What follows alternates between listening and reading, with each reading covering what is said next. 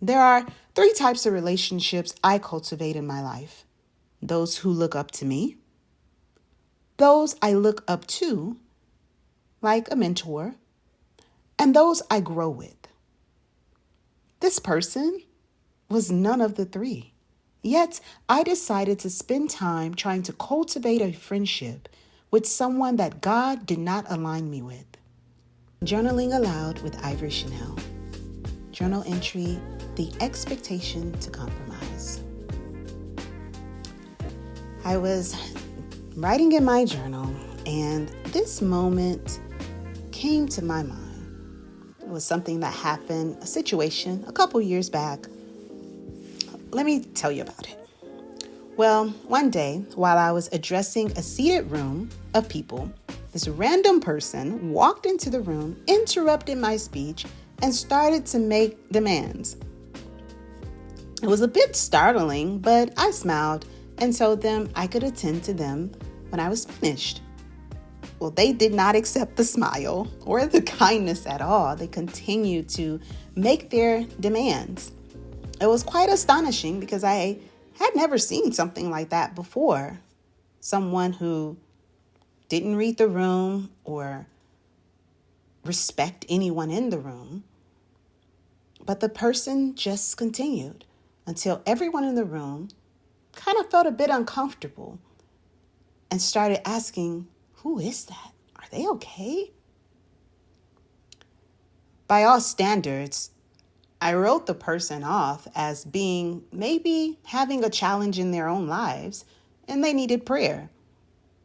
Or they were just an impolite human being that simply didn't have manners. Then they later came to me to introduce themselves and wanted to become an associate. I politely declined. Well, that didn't sit well with everyone around us because later, one of the person's superiors, who I also know and respect, thought it was wrong of me to decline being associated with their protege. Then they uttered the statement, "Ivory, you are just too sensitive at times." It was also said that I was being, what was the word? Unforgiving. Now that made me angry. Honestly, I'll be honest with y'all. My first thought was, I am sensitive. You're saying I'm sensitive. Let me say it in my native tongue. Do you think I'm sensitive because I know my value enough not to be willing to be intimidated or insulted? To then pretend as if I want to be associated with someone who clearly has no respect for me? I mean, my thoughts were just going. But as I said, out of respect, I kept it in my mind. Well, I believe that was the moment I decided to get to know me better. Was I really being too sensitive? That was a conclusion that someone made about my actions toward a person that I didn't even know. So I did a self-evaluation. I asked all the hard questions so that I could fine-tune me. Then I took action to become better in the inner places that I lacked. I wrote down all of my unfavorable personality traits known to myself. I then asked the Holy Spirit to reveal any inconsistencies about myself that I was unaware of. While I was at it, I thought it'd be a good idea to ask the Lord to search my heart for any unforgiveness, in case there was any of that lingering around. And finally, I prayed about each trait and took intentional efforts to ensure my daily actions produced good personality traits, not being overly sensitive. Love, all I'm saying is, from that encounter, I worked on myself. Thinking back on it, did I think I was being sensitive in that situation? No, not at all. Do I think I wasn't forgiving? No, not at all. But I had to be sure. I had to be sure I wasn't all the things that I was being told. Or did I? Just to note, the result of that forced association continued just as it had begun.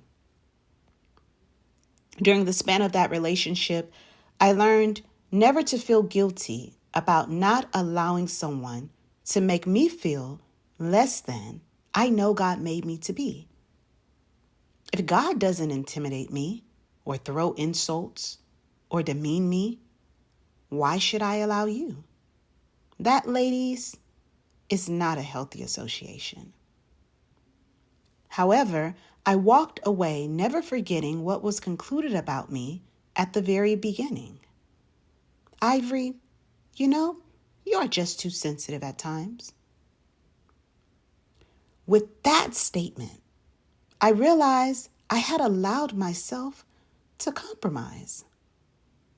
It's amazing how we allow ourselves to conform based on the mere opinions of others. Now, we might not all be guilty of this, but in that time, in that moment, in this situation, I was. I had decided to compromise my worth and my standards in friendships and relationships just to appease someone that I respected. There are 3 types of relationships I cultivate in my life. Those who look up to me, those I look up to, like a mentor, and those I grow with. This person was none of the 3. Yet, I decided to spend time trying to cultivate a friendship with someone that God did not align me with. Compromise is when we accept standards that are lower than desired.